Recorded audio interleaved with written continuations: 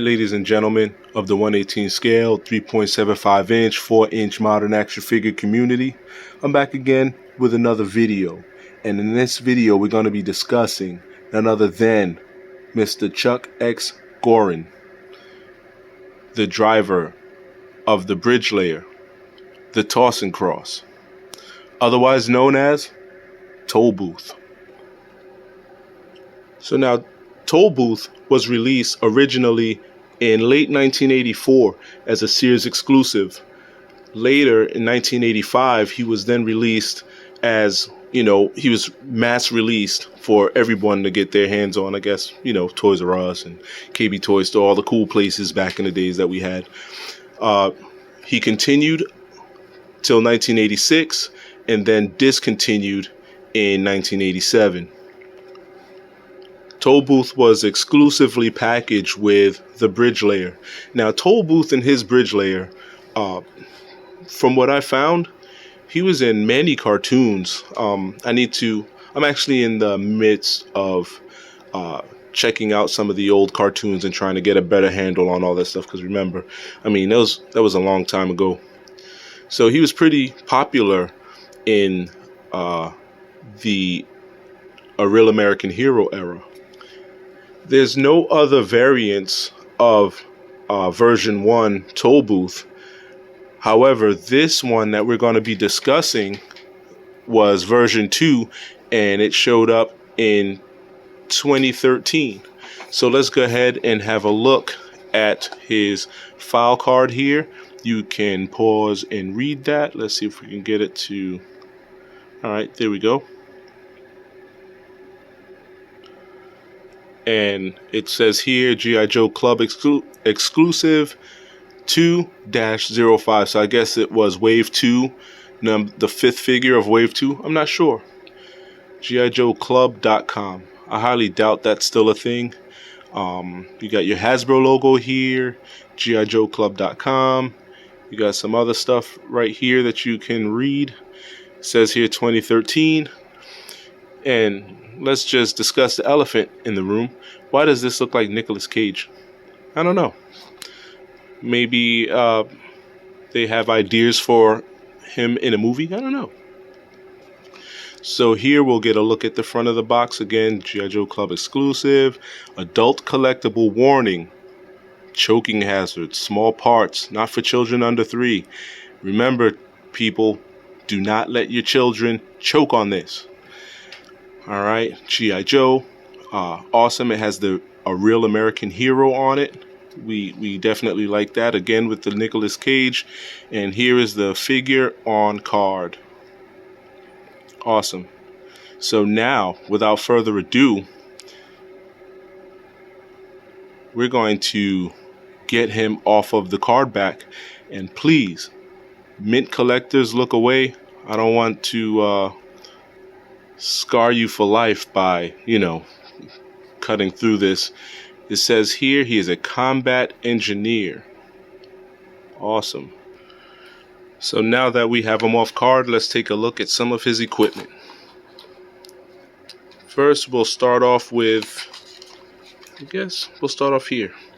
He has these two traffic cones. Nicely done. I've seen these traffic cones on other figures before. Apparently they look like they link together. See, they don't actually lock in, but they do have these tabs that kind of, like a male-female end, and you can put them together so that they hold on to each other, kind of. I don't know what that does, but it's there.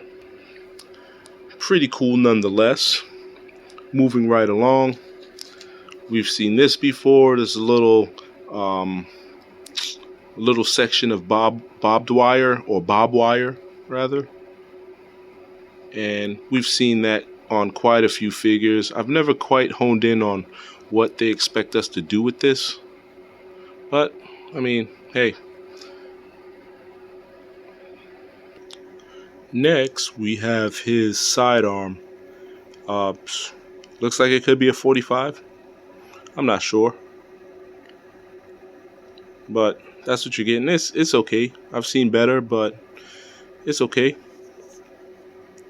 Just plain Jane, hard plastic, cast in all black. There you have it. Awesome. Next here, he has this. It looks like, is this a pickaxe? I don't know. Cast in a yellow and a silver. And it also looks like it has a backpack peg so he can keep it on his back. We'll check that out a little bit later. But this is pretty much what you're getting here. Pretty cool. Some nice detail on that. I like how they painted it silver. Awesome. Here he also has a sledgehammer. Painted nicely. Some great detail on that. That looks really good. That is awesome. We've seen these sledgehammers before. I have actually a few of them that I've purchased from Marauders, and it looks like the same model. So if you felt your figure needs sledgehammers, then you might want to go on that website and see if they have any more. Awesome. And of his equipment, last but not least, is his figure stand with his name on it, personalized to this particular character. It says codename Tollbooth. We've seen these 100 times before. Nothing really stands out about this, but I like that it is customized and personalized for the character. So if you want to display him, then people who admire your collection knows exactly who he is, and others. So that's pretty cool. I usually lead with this, but it was packed under so much stuff. It was actually under all this stuff, so I had to get it all out to move on.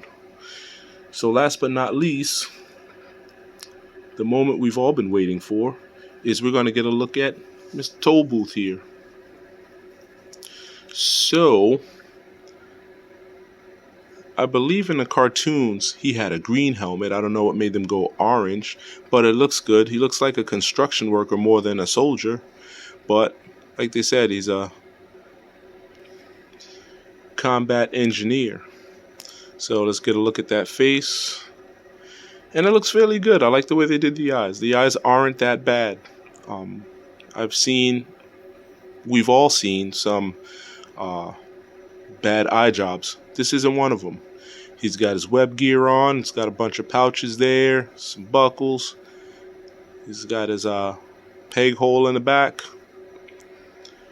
He does have a holster here on his right leg, and we'll get a 360 on him.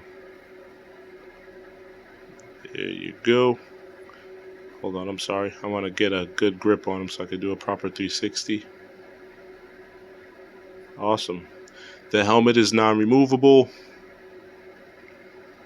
I mean, it looks good. In comparison to how he looked back in the days, the original character, he looked good. So I went ahead and pegged this into his back, but you see it doesn't really peg in that well. So it is what it is. But anyway, before I give this guy a grade, there are some defects here. I mean, he's done really well to what the original character looked like, but I think his arms are just a little too Popeye-ish. But at the same time, that's not even really the problem here. You got like, this is where the mold came off, where you cut that part from the mold. But at the same time, look at his wrists here. Something up with the wrists. You see that? It's like off kilter. I don't like that. And then his wrist right here looks like it's, for some reason, all the way back. But other than that, he's done really well. What kind of logo does he have on his arm here? It looks like the logo of a castle. But anyway, moving right along. So, here's a quote from Stalker. Objective and come to an obstacle we can't cross. River, crevasse, mountain, whatever. Tollbooth gets us across. He may build a bridge out of whatever's there. Blast a pass through solid rock or lay down a 4-lane blacktop. The man's got magic. Now I guess that calls for a round of applause. All right. So I guess considering he's really cool, I mean, in the modern era, I think they did him very well. The only problem I have is with his hands. I think it would have been much cooler with a green helmet, but it does add to the value of the figure with the orange because it makes you feel like he's like a construction worker. And that's something you don't see really in the G.I. Joe world. So, my grade for him is going to be a B minus.